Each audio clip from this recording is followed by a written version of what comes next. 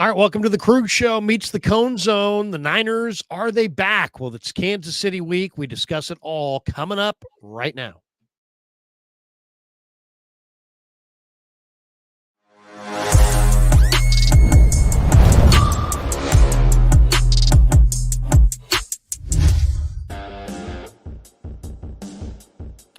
Well, the Krug Show meets the Cone Zone a little bit late night. We're going Niners after dark here.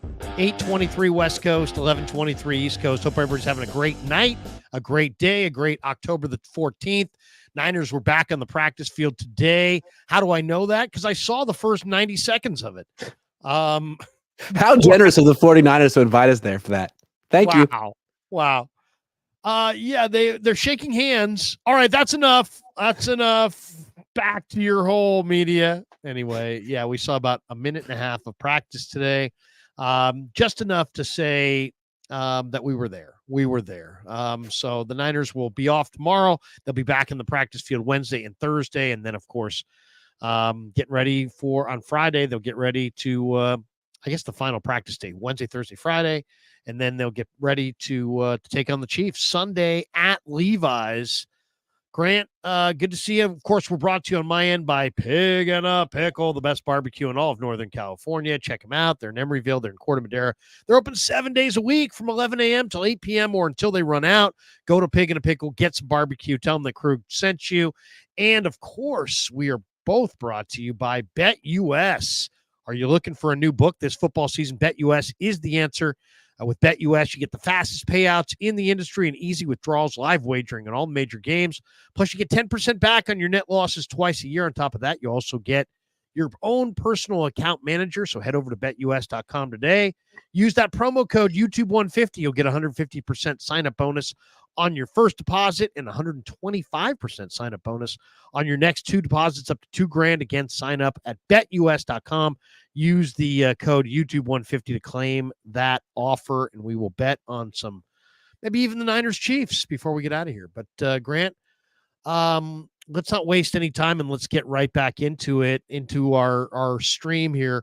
Are the Niners, after this win in Seattle, are they back? Was that Seattle just a bad, tired, beat-up football team?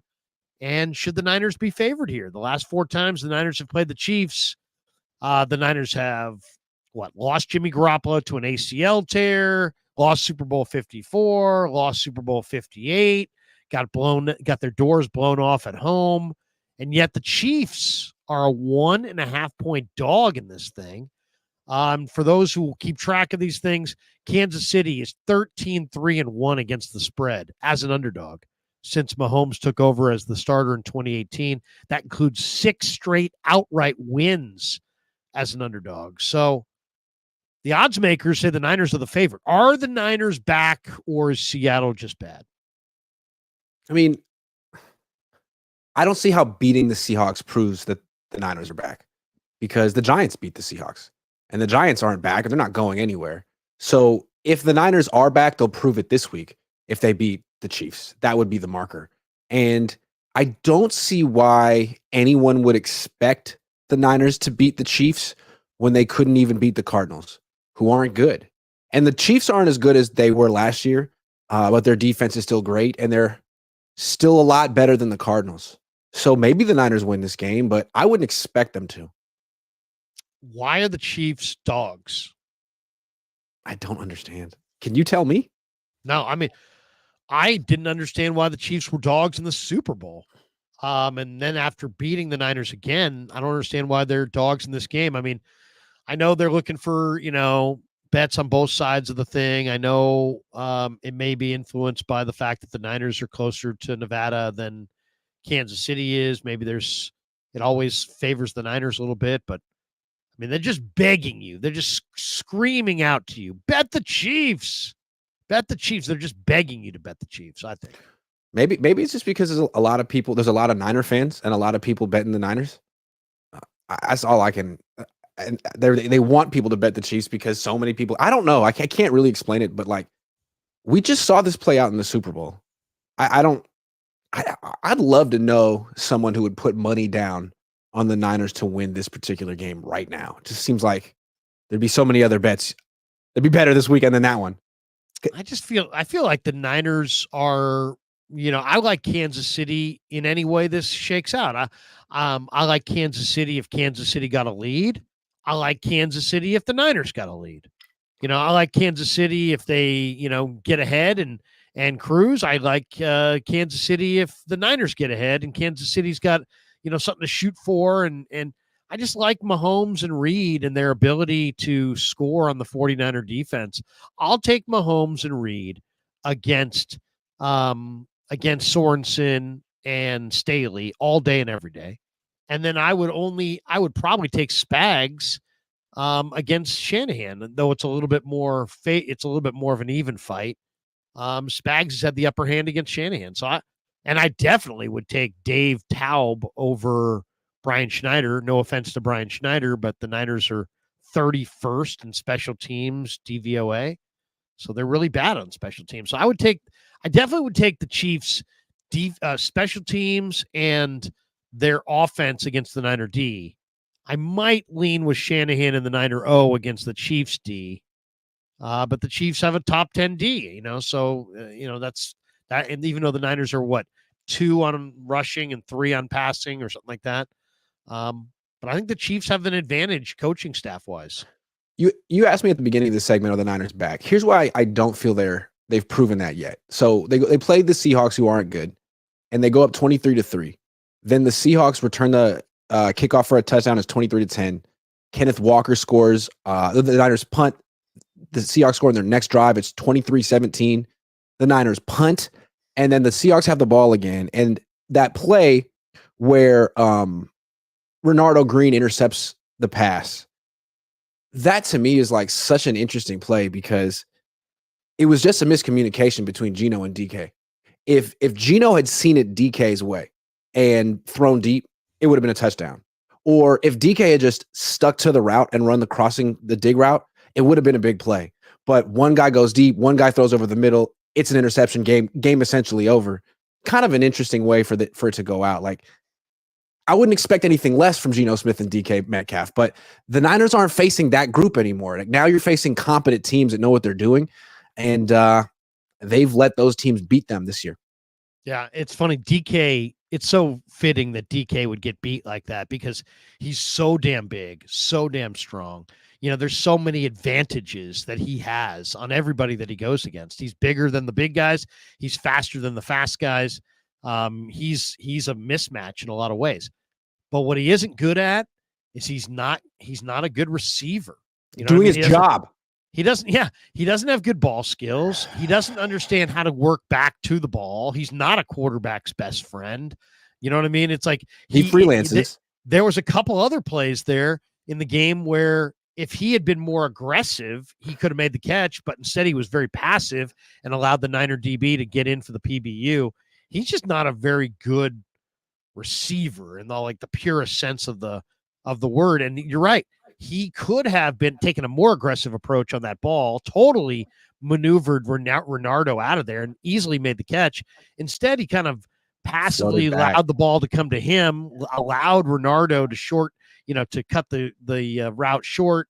And just, Renardo really played it better. He was smarter on the ball. But yeah, there's no question that it's kind of like what Brandon Ayuk did a couple of weeks ago against, who was it? The Rams, where he runs the post and Purdy sees it and doesn't throw it because it wasn't the route he was supposed to run. Like, I don't know. It's a miscommunication. DK is allowed to change his route. And if Geno had seen it the same way, it would have been a touchdown. But that's something they have to work out. And the reason that they haven't worked it out is because they're a terrible team.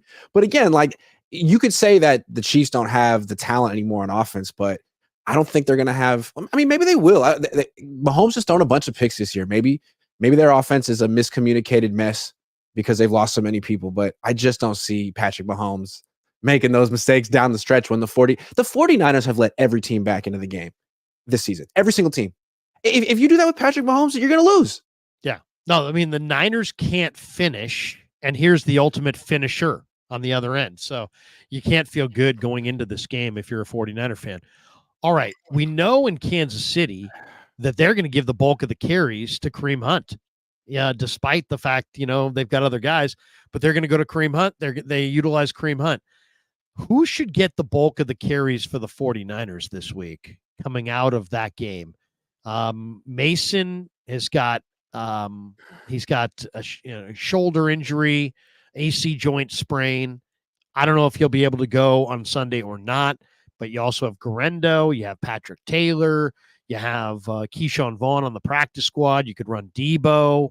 You could pick somebody off the street. Who do you want to see get the bulk of the carries in this game? Well, I think the Niners want Jordan Mason to get the bulk of the carries because he was out there practicing today with the blue non-contact jersey, which to me indicates the Niners are like hoping and praying and maybe pushing him to play. So I couldn't imagine that he could take 20 carries coming off this injury so quickly. So if he could do 15, 10, that'd be great. And I think with Garendo at this point, it's gotten to the point where you'd like to see him have 10 carries as well, 10 touches. Because if he's that kind of a home run hitter, he just needs opportunities. And if you give him 10, one of them might be a touchdown. So I'd like to see those two split carries if Jordan Mason isn't 100% healthy. I don't think we need to see any Patrick Taylor Jr. I'm sorry, Patrick. He showed reliability in that he caught it all right. He looks like he's got pretty reliable hands, but you've got a much faster guy in Garendo, and it's like if you can just get Garendo a few carries, he's kind of shown he's going to run up the back of his offensive lineman. He doesn't have good feel for the position, but it doesn't really matter. He's got 4.33 speed and he's 230 pounds. And if you can get him on a trap and punch him through like Purdy did on the 76-yard run, or if you can get him in space, he's the guy that has just such size, such speed that you got to get him the ball. He would be the guy that I'd like to see get carries if possible. The Niners haven't used a tandem since 2019 when they had Tevin Coleman and Raheem Mostert. It'd be nice to see them get back to that. And I feel like Mason and Garendo complement each other really well. Mason has that feel between the tackles. He's got surprising burst to the edge, but it'd be nice to pair him with someone who runs a 4.33 and is that kind of a home run hitter. No question. And Garendo, Garendo's going to have some negative yardage runs, and both these guys are going to get their TFLs, right? They're going to get tackled for a loss. But Mason can bust one, and Garendo clearly has the ability to bust one. If he gets an opportunity, he can bust it. All right, issues wise, let's go through one thing real quick. I think if I'm not wrong, I think in both Super Bowls the Niners got out rushed by the Chiefs. So if the Niners are ever going to beat the Chiefs, maybe they have to actually commit to running the ball and do it better than the Chiefs, and they could theoretically do it this week if the Chiefs just have. What, Kareem Hunt and who? Who else do they have in the backfield? Yeah. Who else do the Chiefs have in the backfield? Well, they had McKinnon, but they cut him. Let me see who the Chiefs have. Who else the Chiefs have? That's the thing. I mean, they were so Samaje Perine and Carson Steele. Carson Steele. The Niners should be able to outrush them. Yeah, I mean, Carson Steele's not bad. He runs upright. He's got decent speed. But it's a lot of Kareem Hunt. I mean, they're really leaning on Kareem Hunt. So, I mean, it's Kareem Hunt, I would imagine, is going to get the ball the most. It's funny with them. They're going to throw it to Juju Smith-Schuster, who's old, but still effective. And they're going to hand it to Kareem Hunt, who's also old, but still effective. So that's kind of their game plan, I think. Can I just say something real quick? Somehow everyone's saying that, well, the Niners clearly have the better weapons here. And people are saying that Brock Purdy's having a better season than Patrick Mahomes. Well, now would be a great time to prove it. This game right here. Brock Purdy owns Seattle, but I don't, Mahomes has got 6 touchdowns, 6 picks.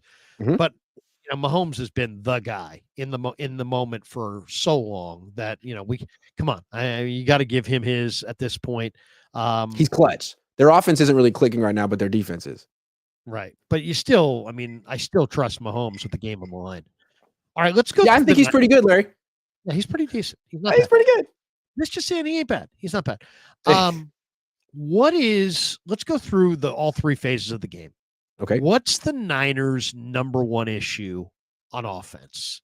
The O-line just had its best game, but it's not a perfect offense. So what's the number one issue?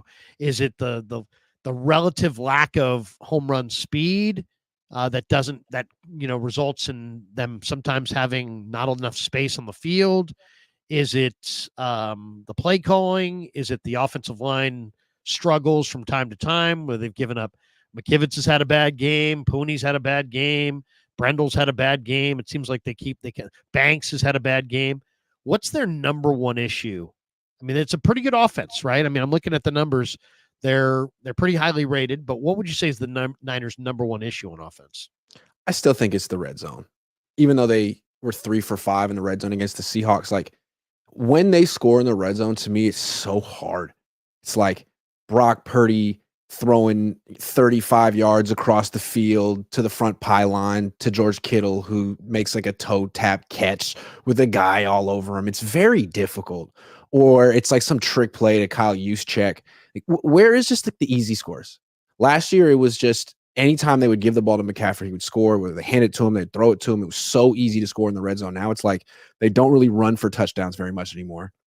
And when they throw for him, it's like some tough pass to George Kittle in the back corner or the front corner, and he's heavily covered. It just seems too hard for a team that's this talented and this advanced schematically. I still think that's the issue, and we'll see how they do against Spagnuolo this week.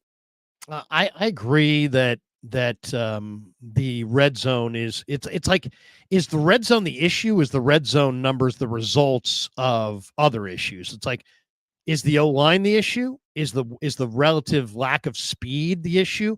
In the red zone, everything's magnified because the space gets shrunk down, right? So you either have to move people, or you have to have great quickness, or you got to have unbelievable play design or execution, or both, right? And that's, the thing that surprises me about the red zone struggles is not that the Niners are struggling. It's that Kansas City's 30th in red zone touchdown percentage. And I kind of think of Reed as just like the best red zone play caller I've maybe ever seen. He's just so good at devising, plans that all of a sudden the route combination, you think everything's going left and they're coming back right. It just seems like he's so good on the goal line of making you think, giving you one look and then go the other way. But yeah, I mean, I would say overall it's the offensive line is easy to blame, but I would say it's the lack of quickness. And I think also maybe Purdy, maybe the Niners have gotten a little bit complacent in the red zone because they had the ultimate red zone threat in McCaffrey. And when you have the ultimate red zone threat, maybe your timing, you're not as concerned about your timing. Maybe you're not as concerned about your play design, your route combinations, and all the different things that go into executing in the red zone. Maybe they're just not on their game as an offense because they've leaned so heavily on Christian.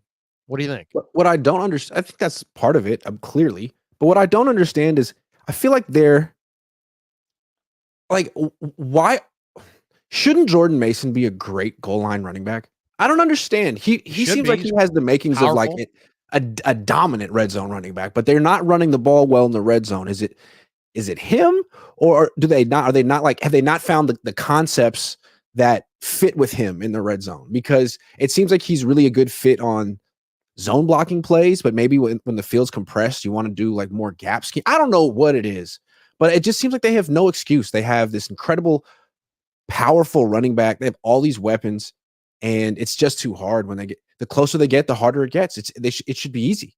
It's like they're not every other running team the does ball without Christian McCaffrey. What's that? Every other team manages to find a way to score without Christian McCaffrey. Like, figure it out. Yeah, they're not running the ball in goal-to-go situations worth a damn at all.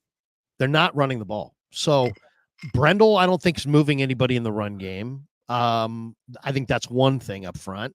They also maybe don't have the quickest weapons of all time. I mean, I think you legitimately need some quickness. I'll tell you the one thing I'm really eager to see. Are you saying that Ricky Pearsall is going to fix him?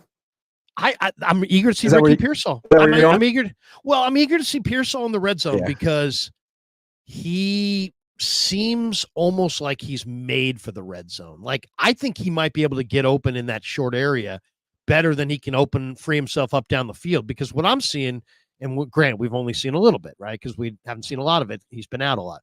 But what I saw in minicamp was a guy that was definitely had done some work with Purdy. They seemed like they were in lockstep. I also saw a guy that could free himself open in a short area and like underneath at the line of scrimmage, like at will. Like he's so quick and so great stop start. He seems like he can free himself open quickly. But where he seems to get covered again is then when he'll free himself up at the line on the line of scrimmage and then takes 3 strides down the field, and now that receiver or that corner eats that cushion back up. So I kind of wonder if he can maintain that separation throughout the entirety of the route. But Grant, I mean, I can't wait to see what Pearsall and Purdy do in the red zone, because Purdy plays on time and with accuracy. This kid can free himself up underneath really quickly. I think he could be the solution to the red zone problem. What do you think? Maybe. I like what you're saying. I'm gonna take this a different direction. I'm gonna say something a little blasphemous, but bear with me here. Brock Purdy's a damn good quarterback. We all know this. He's not perfect. And if he has one weakness or deficiency, it would be arm strength. And I think clearly red zone, low red zone is the toughest area of the field to play quarterback. You need everything. And Brock doesn't have everything. He makes up for it and then some. But I think you see in the red zone his lack of arm strength. He can't just force the ball into tight windows. So you don't see him like trying to zip the ball over the middle into the end zone. It's more like to the corners, to the pylon, in front of the goal line, which is fine. But I think he has to own a little bit of it too. Like you take away the Christian McCaffrey cheat code, and all of a sudden his limitations are a little bit more apparent in the red zone. That's how I feel. I think he's part of it too. Part of being, one of the ways you can get really good or execute in the red zone is if you can just laser it in there. And does he have the ability to laser it in there? No, I would say no. But the other thing is, it's like, I haven't seen him make any of those anticipatory throws or throw anybody open or lead anybody to an open space. It's almost as if I kind of think that his running around is obviously done by necessity. But I think that when he gets in the red zone, that slowing down of his clock, if you will, hurts him in the red zone. I think it hurts him more in the red zone, because I think he's got to make plays on the other parts of the field, and maybe buying some time by moving around, it actually benefits him. But in the red zone, it becomes the play that's called in the huddle can't be executed. And then it's like, okay, now he's moving around, and the room's really, really, all that room's really condensed. The space is all condensed. I just think it becomes almost borderline impossible. If your first read's not there and you haven't designed anything by route combination, then all of a sudden you're just like, can Brock find the open guy before the defense gets to him? Just seems really problematic. I think he's accurate and he plays on time, but I think in the red zone, sometimes you just have to absolutely have arm talent, like crazy arm talent. And that's where one area where he doesn't have crazy arm talent. I got one more thing too. I feel like this year is maybe the first year where NFL defensive coordinators have begun to catch up a little bit to the Shanahan offensive scheme. And not just Kyle, like around the league. I feel like the best offense in the league is in Detroit, and then Washington. That's Cliff Kingsbury. They got Baltimore up there, Buffalo's up there. I just feel like we've seen certain defensive coordinators sort of show a blueprint for how to stifle this particular scheme. And we saw Brian Flores do it to a bunch of guys. We've seen Spagnuolo do it. And I think that's a little bit part of it too. I think Kyle owns this as well. I think that's fair. How about number one issue defensively? If we flip the card over and say, what's their number one issue on D? Is it lack of speed on the backside? Is it the pass rush or lack thereof up front? Is it Campbell on that second level who's getting toasted? Is there one thing you can point to defensively and say, you know what, their issue is this? I'm still looking at Nick Sorensen. I mean, you just gave up 24 points to the Seahawks. You can't close a game to save your life. Nick Bosa called him out explicitly, saying we need adjustments mid-game. And I don't think you need adjustments mid-game to beat the Seahawks and Geno Smith, but they will this week. I think he has a lot to prove. And now he's going against Andy Reid, so we'll see. Yeah, I mean, defensively, to me, I think Campbell has got to be – I'd love to know what Nick and Sorensen see in Campbell, other than they went after Campbell in the offseason, like they went after Oliver last offseason, And then when Jameson outplayed Oliver, they said, you know what? That's too small of a sample size. Jameson's a vet. Let's go with it. Jameson's the young guy. Oliver's the vet. Let's go with the vet. I kind of feel like they're doing the same thing. You got D. Winters right there, and you got Campbell, and clearly Campbell doesn't move well. And they just, DK, that little shallow cross that they ran on Campbell early, and Campbell was in just full trail mode the whole time. It seemed like they could have done that a bunch to him if they wanted to. They didn't. I see Campbell as a major problem, and I would try. I don't want to put it all on him because it's not all on him, but I think he's such a step down from Greenlaw that I think they got to make a personnel decision there. I think they got to go to Winter, go to Graham, go to Bethune, go to some. I just don't think they can keep going to Campbell. How do you see Campbell? Yeah, he's terrible. He's the worst link. He's the weakest link on the defense. They've got to have someone better than him. And they're basically just trying to survive games with him right now, because when Greenlaw comes back, I would imagine that Campbell would go to the bench because Winters looks at least explosive. Campbell is so slow. Can they wait that long? I don't know. What do you think Andy Reid's going to do to Devondre Campbell? 2 weeks to prepare? Oh, my God. He's going to have 18 different ways to put him in a blender. I would say you're probably going to see some Chief back, maybe Hardman, maybe Justin Watson, or some Chief receiver in the backfield, and Campbell will have to cover him. I don't know if this team has the exact weaponry to exploit Campbell, but I think they will go at him. I think there's absolutely no doubt in my mind. Why would you not? Yeah, you have to. It would be you're not doing your job if you don't go at him. Yeah, and I mean, you're not going after him, then you can go after Isaac Yiadom. Although Yiadom did a pretty good job against the Seahawks. Although I wouldn't. It's Geno, man. I'm so tired of him. Yiadom was better last year than Campbell was, but you also got to wonder, what if he was so damn good? Why did New Orleans not want him? Also, one more thing, Bosa with the 14 pressures. That's great, man. Like, he's like becoming the king of getting close. He needs to be the guy who closes out the game, who plays his best in the fourth quarter. That's what Chris Jones does.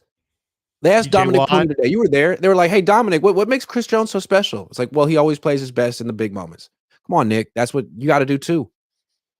Yeah. Nick was huge this week compared to the week before. The week before, he had 2 pressures. Right. This week, he had 14. Him and Floyd had 20 combined.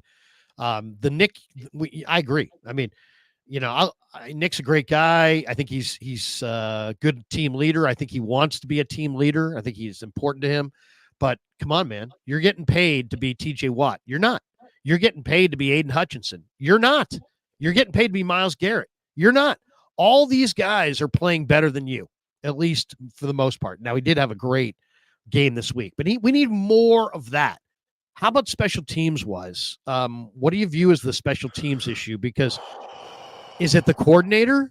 Is it you can't say it's the kicker, but is it the punt returner? I mean, Cowing looks very shaky. Is it the coverage units where the tackling is just shoddy and inconsistent? Is it the coordinator where there's been these massive monumental breakdowns seemingly every week? I hate to say it's Schneider because I'm not in the business to call for people's heads. I don't like doing that. But I mean, how many massive, colossal special teams failures can you have? How many times can Kyle cover for you at the podium? I mean, Kyle's literally covered for him like 3 different times, and we're not even at halfway through the season. Well, let's count the gaffes they've had this year. Like, they've given up a kick return for a touchdown. They've given up a long punt return. So punt coverage is an issue. Kickoff coverage is an issue. There's only 2 that's been taken back all year, kickoff wise. So they have 1 of 2 in the entire league. It's bad. Their own coverage punt. You had a fake punt that morons were predicting was going to come your way like the Wednesday before, and yet you seemed totally taken off guard, taken by surprise by that whole thing. And then you claim that you saw it coming, but you didn't have your defense out there. Yeah. You also had a punt blocked. You're on your second kicker. I mean, Wisnowski's a good punter, but other than that, I don't think they do particularly anything well on special teams. And last year it was a huge issue too, and it's one of the main reasons they lost the Super Bowl. So I don't know. Is it Brian Schneider's fault? He's responsible, and it's a widespread issue. And if he hasn't been able to find the answers by now, he's been here for years. There's been issues for years. Maybe someone else needs to come here and try to be the fixer. I mean, I'll tell you who you can't go to. You can't go to Richard Hightower, right? I mean, yeah, you had him before. When Harbaugh was here, he had great special teams. And his Brad special Seeley? teams coach, what was his guy's name? Brad Seeley. Seeley. Yeah, he was. He They was called him the terrific. professor.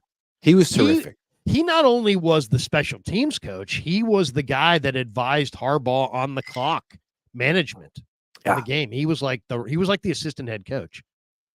He was more than just the special teams coordinator. All right, what's on the line for the Niners on Sunday? Before we hit Bet US here, what's on the line? What does a win on Sunday mean for the 49ers in your mind? It's not a division game. It's not a conference game. But what's actually on the table on Sunday in your mind? I mean, it would be the biggest morale boost of all time. I mean, this team is shaky right now. They just lost to Arizona a week ago. They lost to the Rams. Only team that's lost to the Rams. If they lose this game, how confident are the Niners really? They'd be 3-4. The season wouldn't be over, but you're looking at a team that's just hasn't shown that they're any good. They're talented, but they haven't shown that they're any good. They beat the Chiefs. Now you're talking about maybe they're back, even though this is the worst version of the Chiefs that we've seen in a long time. Still a very good team, and they're a whole lot better than Arizona. So it would feel like, okay, the Niners have turned a corner. They've gotten serious. They figured something out. They found a way to win. They did it without McCaffrey. It would be a big deal. Only thing I'd caution is sometimes the Niners have a big win and they take a little victory lap, like they accomplish something. Like you still got to keep your head down and not beat your chest because you beat the Chiefs in October. That's what the Eagles did last year, right? They beat the Chiefs, and then Nick Sirianni started chirping at the Chiefs fans, and the whole season fell apart. So saving that, a win against the Chiefs would be a huge freaking deal. I think a win against the Chiefs is absolutely essential. Why? Because in a lot of ways, the 49ers are living a lie. They're living a lie. If we're the best team, no, you're not. The best team wins the Super Bowl.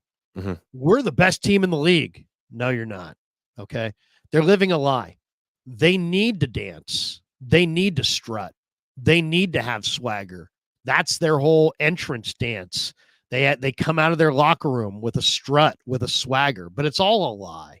It's all a lie because in reality, in the biggest games against the best teams, with all the money on the table, they don't have that strut. They don't have that swagger. They're not styling and profiling.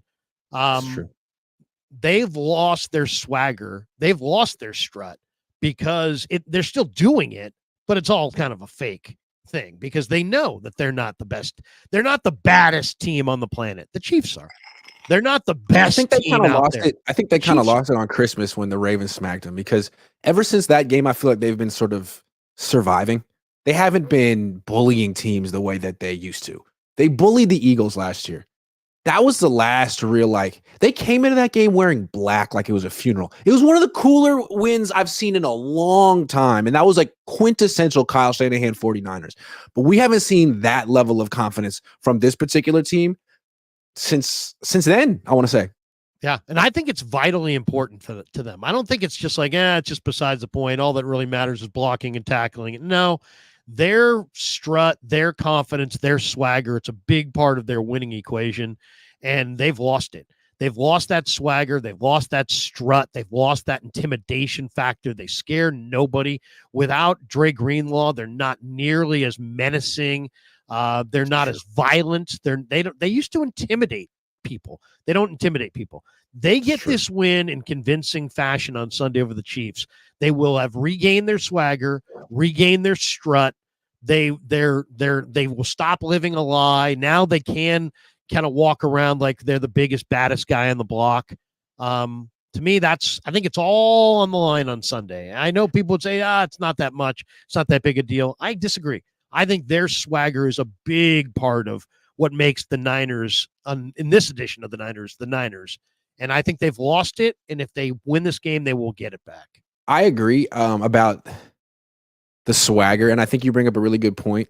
Like you think of Deebo Samuel and Trent Williams dancing and leading the team out as they're sort of like the tone setters of that particular personality. But on the field, it's so much Greenlaw because he's the most violent player on the team, even more than Deebo. It's Greenlaw.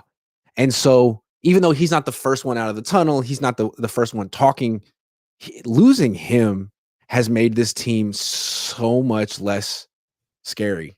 Yeah. And people don't talk about it enough. They were Fred Warner's great, but he's not scary like that. Right. Oh, well, I mean, and then like in the Harbaugh era, the Niners had some bad guys, you know? I mean, Aldon Smith was a bad man. Justin Smith was a bad man. Ahmad Brooks. Ray McDonald. Even in the secondary. Dante Whitner, Deshaun Goldson. These guys were not to mention Navarro Bowman and Patrick Willis. Like every single man on that defense would decapitate you. Yeah, they had some super physical guys, even on offense. Delaney Walker and Vernon Davis and Gore and Mike Iupati and Bruce Miller. Anthony Davis, Bruce Miller. They had some tough guys.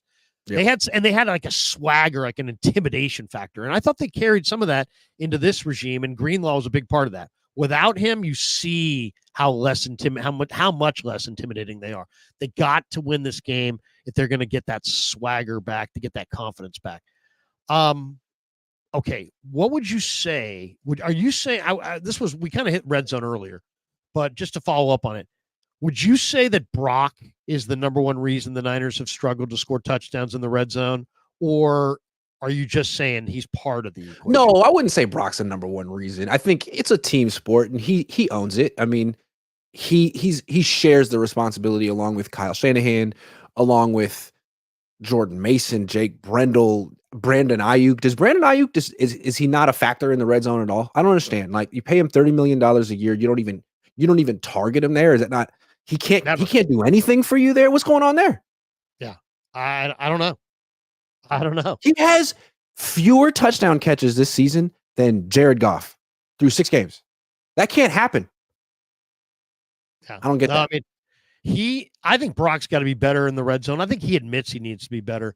I think overall they don't have a line that can move people, so they don't move anybody. So then it's about fooling people. Mm-hmm. And I haven't seen them really come up with anything that's really innovative or would in any way fools anybody.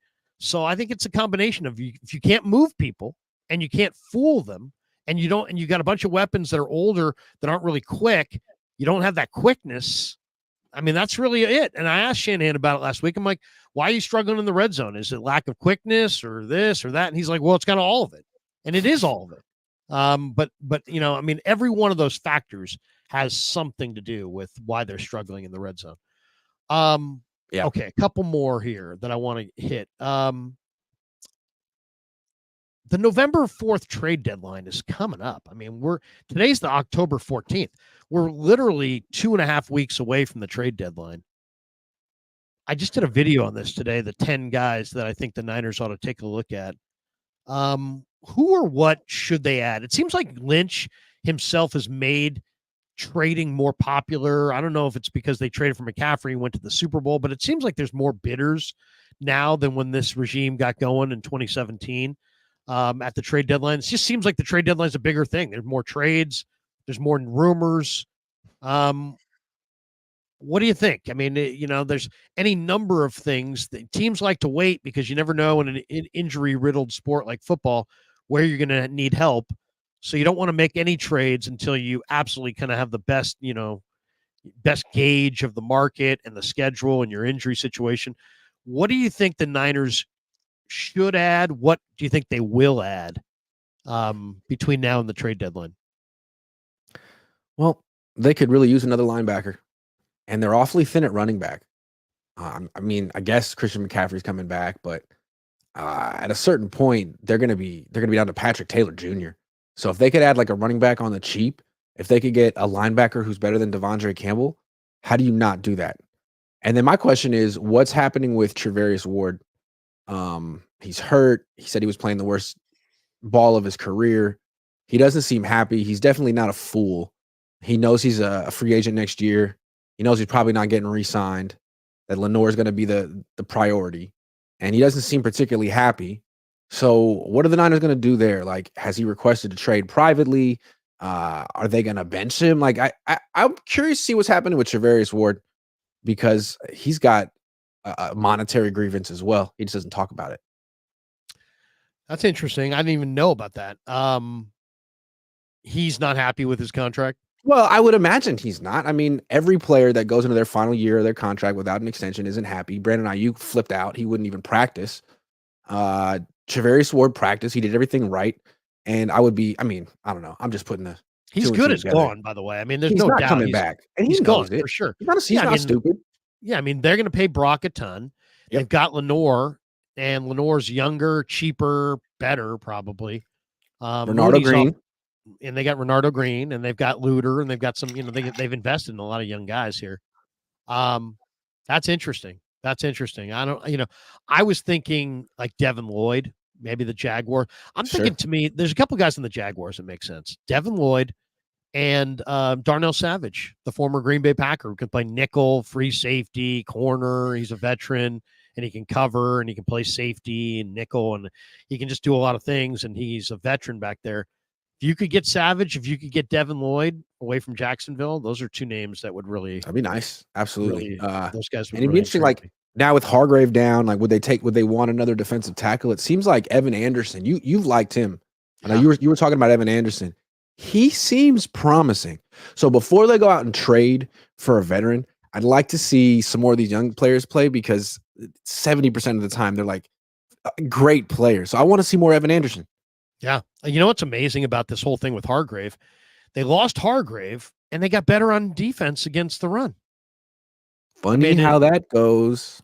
He really may have been more of a liability against the run than, when you see the way this defense plays without him, when you see all the guys that had to be offloaded to acquire him, man, I think I could make a really compelling video or column or argument that the Niners going after Hargrave was probably, I was thrilled with it at the time, but it may be the worst decision of the regime, because they really gutted their run defenders. They really gutted their depth. They've added an interior player who made a ton of money. He doesn't really do a whole lot against the run. And man, last I checked, your interior guys need to do a lot against the run. I mean, I don't know. I wish they'd kept Aziz. I wish they'd kept Ebukam. I wish they'd kept Amenahue. They all had to go for Hargrave, and then Hargrave came in, and he was okay. He was all right, but he wasn't like, wow. I mean, I remember when that day that got announced, I was like, wait until, what will it be like to see Bosa and Hargrave on the same line? It was hardly, some life-altering combo. No, it's funny in retrospect. They traded Buckner away right before his prime, which was a mistake, and they did it so they could keep Armstead and Jimmy Ward. And then Jimmy Ward and Armstead weren't guys that they committed to long term. And then instead of having Buckner, they went out and got Hargrave and gave him more than they would have given Buckner. And it's funny; it's like all compounding an issue that was the initial problem of trading Buckner. Now, I mean, he's a little over the hill now too, but that was a bad move. Trading for Lance was a bad move. They've had some doozies. They've had some bad ones. I mean, it's really amazing they've been as competitive as they have when you consider the swings and misses with the day one picks. It's significant. All right. It is time for us to take a look at BetUS. Head over to betus.com today. Use that promo code YouTube150. Get 150% sign-up bonus on your first deposit and 125% sign-up bonus on your next two deposits up to $2,000. Again, sign up at betus.com. Use the code YouTube150 to claim your offer. All right, let's do this. Hey, I've shared the screen successfully this time. All right. Thursday night, we can take a look at this slate of games. First of all, Thursday night, it's Broncos and Saints, the return of Sean Payton to New Orleans, where he led the Saints to their one and only Super Bowl title. Saints are up 1 point underdog. Broncos are favored in that game. Broncos have a pretty good defense. But Bo Nix is also a young player. It's going to be the Saints off of an embarrassing loss at home in the Dome. Is Derek Carr playing or Spencer Rattler? Spencer Rattler. Carr's going to be out. So that's a good thing. Yeah, seriously, it might be a good thing. Yeah. So there's that game. Then there's the games this weekend. You got Pats Jags at Wembley. You got Seahawks Falcons, 3-point spread there in Atlanta. I like the game of the week is Packers Texans in Green Bay. Kind of like the Packers over the Texans in that one. You have Minnesota at home against the Lions in a really attractive game. It's Minnesota -1. Lions, of course, lost Aiden Hutchinson this weekend. Here's the game I love. I love the Rams in LA against the Raiders. I love offensive coaches off a bye week. So let me go with that one. I'll go with the Rams. I like that. Also, betting against the Raiders right now is a good move. Yeah, the Raiders are just god awful. Yeah. So there's that one. And then you've got Niners Chiefs. Chiefs +1, Niners -1. You can go money line. You can play with the total. The Chiefs plus a point. Wow. Yeah, and that to me, oh man, I think what I would do if I was betting. I mean, I don't like this bet. I really don't like this bet. I think I would probably go over the 47. Okay. But I don't. If I was going one or the other, I would probably go over. But I don't love it. I'd probably stay away. Is there any other game besides Rams Raiders that you like? Oh, I like that Detroit Minnesota game. Who do you like? Those are the two best teams in the NFC right now. You like Minnesota? Detroit and the Niners are not the necessarily only two teams. Detroit and the Niners are the only two teams in the NFL who are top 5 DVOA offense and defense. So there's balance there. I kind of like Detroit, and I'm curious to see, like, Brian Flores has done such a good job against Kyle Shanahan and his disciples. How's he going to do against Ben Johnson? Because if the Niners were to ever move on from Kyle Shanahan, that's the guy. I like Ben Johnson. He's so creative. You have talked about Ben Johnson against Florida. He's good. You saw him last night. I mean, the creativity with his offense, they got flea flickers. They're using their offensive linemen as receivers routinely.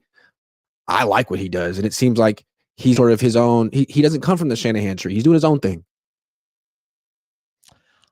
I forget. So I can't bet the Niners. I can't bet the Niners. I like. I'll take the Rams. I kind of like.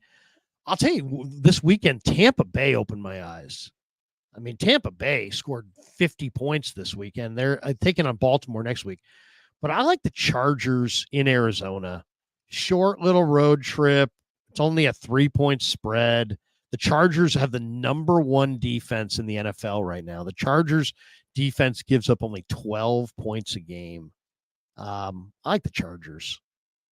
We'll go Chargers like -3 here. Let's see here. Let's throw 20 on it. And we'll go here. We'll go 20 on it there. We'll parlay on that one. So I'm going to go 2-teamer. Most of my parlays are 2-teamers. So I can win 38-18. So once again, head over to betus.com and use that promo code YouTube150. You get 150% sign-up bonus on your first deposit and 125% sign-up bonus on your next 2 deposits up to $2,000.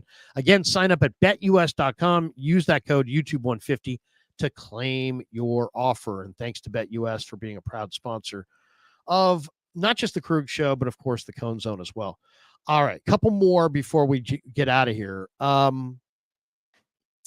Okay, which would you say is the more painful Chief Super Bowl defeat? Ooh. If we ask Niner fans, man, what was more painful, their loss in Miami in Super Bowl 54 or the loss in Vegas in Super Bowl 58 in overtime? What's the more bitter loss in your mind? I think it's the more recent one. In retrospect, like, yeah, they were up 10 with six minutes left. That's rough.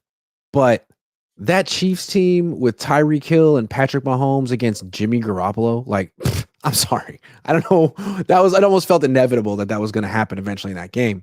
And I know the Niners feel like they got screwed on 3rd and 15. I don't know. I think they just got outclassed by a better team. But last year with Brock Purdy and Christian McCaffrey and Tyreek Hill's gone, it was a worse version of the Chiefs. And the Niners won the toss in overtime. And we all know what happened. It just feels like that one's a little bit harder to. It's a harder pill to. It's a tougher pill to swallow. That one. It's funny. I have more complaints with Shanahan in 54 than 58. I just have more complaints. I felt like he knew he was going up against an explosive offensive team. He shut it down at the end of the first half when he didn't really need to. He wasted a drive there. I didn't like the fact that Debo was the MVP at halftime and he only got 2 touches in the second half. I mean, he's a runner and a receiver. If it's just a receiver, then you can tell me in the postgame that we just couldn't, scheme it up for him. But once he's a runner and a receiver and he only got 2 touches, that's on you. So I blame Shanahan for much more for that Super Bowl 54. And they just, but also that Chief team was better. I actually think that this Niner team with Purdy, like I never believed in Jimmy. So I do believe in Purdy. So it was harder to see Purdy lose than Jimmy because I kind of expected Jimmy to get outclassed there. But I would say the latest one's more painful because I thought Brock and the Niners were going to get it done. I really did. All week I thought, okay, they're going to get it done. They're going to get it done. And they just didn't. And it wasn't a vintage Chiefs team. This was a Chiefs team in total transition. And the Niners were the most talented team in the league, and they should have won. So yeah, this one to me is worse. The one in 54, that Chiefs team was just an offensive explosion waiting to happen, and you just couldn't keep it down for that long. I mean, eventually they were going to come back and get you, and eventually they did. All right, couple more before we get out of here. How many years since it's Andy Reid against Kyle Shanahan here? Andy Reid got run out of Philly after I think 13 years. How many years is Jed York going to give this regime without that 6th Lombardi trophy before he says, you know what? I'm just not feeling it anymore, and it's time to move on. This is year 7, I believe. Or is this, this is year 7, right? This is year 8. This is year 8. This is year 8.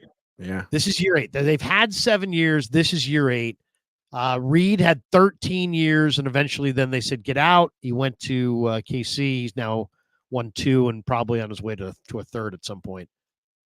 How many years do you really, if you're predicting this, how many years is Jed going to give John and Kyle? And when if he ever does get rid of them, does he get rid of them individually? Because he made such a big deal about how they were a team.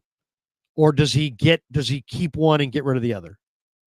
That's a great question. I think we compare him to Andy Reid for obvious reasons, but on the 49ers, the magic number might be 10 because that's how long Bill Walsh coached. And it would be interesting to have Kyle Shanahan outlast Bill Walsh with no Super Bowls. It would almost feel blasphemous. To make it past Bill Walsh on the 49ers without 1 ring seems wrong. So maybe he needs to actually get a ring in the next couple of years. The thing with Andy Reid was he had Donovan McNabb and then he had to transition to another quarterback and he had some good years with Michael Vick, but then he got old and there was nowhere to go after that. They needed to start over. With Kyle, you have your quarterback. You don't get to find another quarterback after Brock. If you can't make the playoffs this year with Brock, does that mean there's something wrong with Brock or does that mean there's something wrong with Kyle? I have a feeling Brock's going to stay here longer than Kyle. That's my feeling. So Kyle has to show that he's worthy.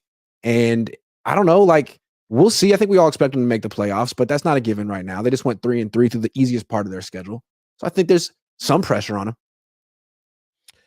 I would say even though they haven't gotten it done and there's a lot of people who are getting impatient, I would say if you said to me, make a prediction based on everything I know about Jed, the situation, I think they've got this is year 8. I think they've got probably a dozen years. They probably have 12 total years. So this is year 8. They would have 9, 10, 11, 12. I would say Jed will still give them, as long as they're not bottoming out, I would say they're going to get at least 12 years. At 12 years, I think even Jed will be like, you know what? That's it. Well, hold on. I don't think it's about Jed. I could be wrong. I think this is going to come down to his parents. It might not be. It may not be. I think it's going to come down to his parents. Maybe I'm wrong, but I still think they're the ones with the money.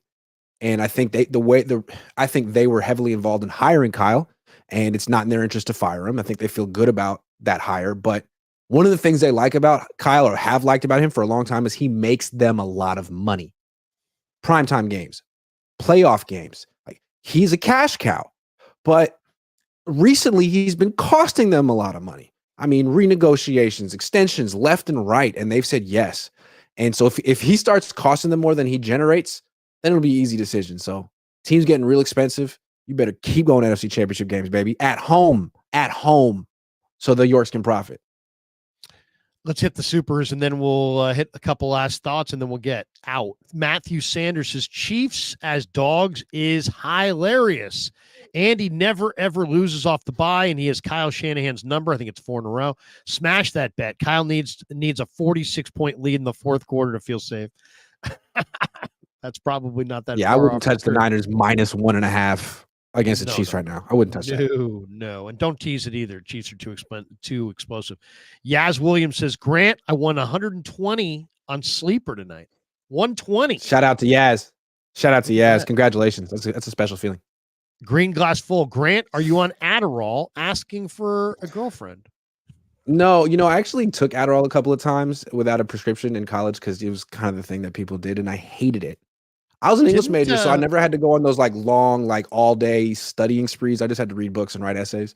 But I hated the way it made me feel, and I'd always get like a cold afterward. And I was like, I'm not going to get cracked out to do studying. Wasn't it Brandon Browner? Brandon Browner of the Seahawks was that an Adderall? Or if you ever want to be really locked in, focused for 12 hours, take some Adderall. Really? Oh my God, it's intense. I don't like it. It's not for me. Moises Rosales says, any update on Mason? Worthy will score on us at least once. Juju will get shut down. Mason practiced today. He was in the blue jersey. I only saw it for 90 seconds. Like Matt Mayoko wrote that Mason wasn't out there, and then the PR director texted him to be like, yes, he was. So, I mean, we really didn't see much. Let me just say this. It took us twice as long to walk out there and walk back as it did to stand out there. But at least we didn't get. It was ridiculous. Richard Evangelista says Jets just lost 23-20. Was it a mistake firing Robert Saleh, and should the Niners bring him back? Grant, Outcast, or Loonies? DBs need more oomph and maybe a right tackle that needs attention. Saleh would be nice. I don't think it's going to happen anytime this year. It could happen next year. I don't think he'll sit out next year. I think he'll coach. I don't think he'll be a head coach. I think he'll be a coordinator. I think they would be open to having him back. I think he'd be open to coming back. I think it's a distinct possibility. And the most important question there, Outcast or Loonies. I mean, I want to say Loonies because they're from Oakland and I'm from Oakland, but they had the one great album, Operation Stackola. We all love that album. Of course, I got 5 on it. I got 5 on a remix and other classic songs. But Outkast had like multiple classic albums. They're one of the most iconic groups in music history. Like, you'd have to go with Outkast. Like, Larry knows who Outkast is, but Larry doesn't know who Loonies is. So you'd have to go with Outkast. Yeah. Larry would have written in Too Short. But what can I say? A lot of people feel Loonies ran Too Short out of Oakland. Too Short had to relocate to Atlanta, but that's old news. We don't have to go there. Rehash that. He went from Oakland to Vallejo to Atlanta. He did. Joseph, but something tells me he has a bigger house in Atlanta than he had here. Joseph Ernberg says 49-13 Chiefs win. Oh, I can't handle that kind of a game. I doubt it. Can't handle that kind of a game. Though the Chiefs are the one team I feel like can blow the Niners off the field. Ernberg says 42-24 Chiefs win. This is my favorite show of the week. Thank you, Joseph. Appreciate you, bro.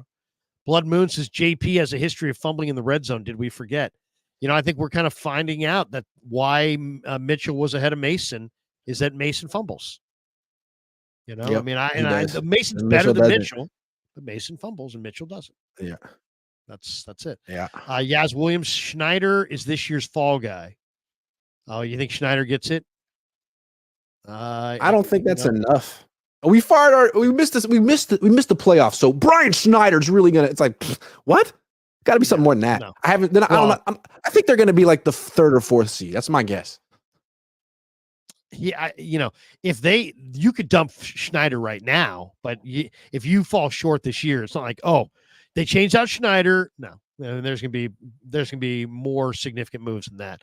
Beats and meets says Dallas will never beat the Niners, and the Niners will never beat the Chiefs. I hate fatalistic, but you know what? I can't argue with that right now. Richard Evangelista, they lost their swag when Robert, Mike, and D'Amico took head coaching jobs. Isn't it funny how McDaniel, though, has a totally mediocre quarterback in Tua, and yet without Tua, they can't score any points, despite the fact that McDaniel's a genius? Well, there's a big difference between mediocre and god-awful. Yeah. Skylar Thompson doesn't do it for you. Wave 9 says Devin White, ? And the Lions mighty get Max Crosby. They're not getting Max Crosby. I think Max Crosby deserves all this right now. Like you pretty much said he pretty much said that he would demand a trade if the Raiders didn't make Antonio Pierce their head coach. Well, here you go, buddy. Well, he's the head coach. Antonio Pierce. That's what you got. You got what you wanted, and your team sucks. Your team sucks, but guess what? Mark Davis will abandon P.F. Chang's before he'll abandon Crosby, and he's not going to abandon P.F. Chang's. Hey, one thing I got to say that I agree with Mark Davis about, P.F. Chang's. Love that. Yeah. Love that. I like a P.F. Chang's. Oh, you can't go wrong. Jim Molay in the house has barely got to use the Gravedigger line. Yeah, seriously. It's more like Jerome Hargrove. Remember that? Whoever had that. Papa Phil says 32 teams, not one with a brother as owner. Shaking my head. It's true. It's true. Come on, NFL. All day, every day. Kim says if the 49ers beat Kansas City in this regular season game, Jed will extend Kyle for another decade like a dummy. Did he try to buy the Panthers at one time? Something tells me since it didn't go through, it's probably never going through. I guess not. Maybe they knew something. Last ones here. Niners fined by the NFL $100,000, and Greenlaw was fined $14,000 for pushing McBride on the sideline. Now I get that you can't do that. Okay, I get it. But I am so sick of the NFL, which has gone from like a $20 billion industry, like 10 years ago, to like a $30 billion industry. It's easily the healthiest, most burgeoning market in the entire country. It's one of the healthiest industries in the world. And these players are the product. And most of these guys are bankrupt 3 years after they're done playing. And we're still taking money out of their pocket for wearing the wrong socks and pushing people. And find the team and put the pressure on the team to discipline their players, but stop taking money out of the players' pockets for uniform violations and for ticky-tack pushing and shoving and this and that. Enough of that. They're already grossly underpaid. Figure out another way to collect your money. Figure out another way to make them abide by the rules. I don't like taking money away from guys who are already getting screwed, who risk paralysis on every snap, who are the sport that is the most popular sport in America and one of the most popular forms of entertainment globally. And these guys don't have guaranteed contracts. They're literally risk it all on every freaking snap. And we're in their pocket for everything. They don't line up right. They don't do this right. They don't do that. Ayuk wore red socks this week. The rest of the team wore white. It's like, you know what? Tell the Niners to, find the Niners, do whatever. Stop taking money out of the players' pockets. It's such a bad look. And to me, it's just, I understand Greenlaw made a mistake, but that's worth $14,000. I mean, come on, he could buy a small vehicle for the amount that they fined him. That is tired. Give me your thought on it, because not everybody agrees with me, and I don't expect them to. Some people feel like it was a totally warranted fine. How do you see it? I mean, 14,000 isn't that much to him. Not to it him. feels kind of like a slap. I know it's a lot of money to the average person, and he won't be in the NFL forever, but they did fine the Niners, and then down the Niners $100,000. They fined him $14,000. I hear where you're coming from. I hadn't thought about it that way, but I do find it interesting that the league mostly punished the team. And to me, it's like easy fix in the future. Don't have people on IR be on the sideline.